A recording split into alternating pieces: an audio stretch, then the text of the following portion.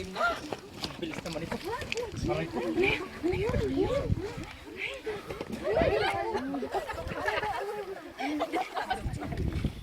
Siguro, nahuli ang babaeng ito sa kasalukuyang pangulo niya. Sa kutusan niya, ay pinaputos ni Moses sa amin ang bato ng mga ganyan. Ano nga ang iyong sabi tungkol sa kanya?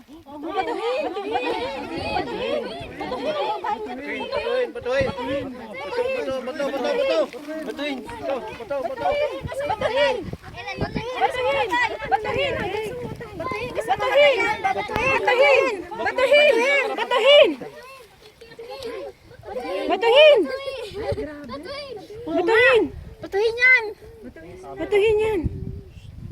Ang walang kasalanan sa inyo ay siyang unang bumato.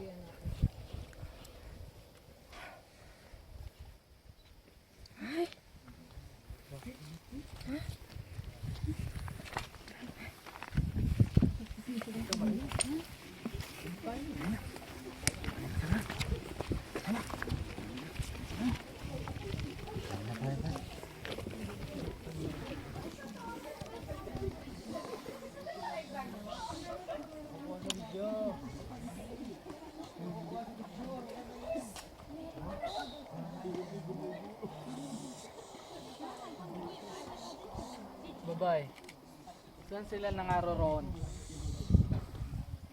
Wala bang taong humatol sa iyo?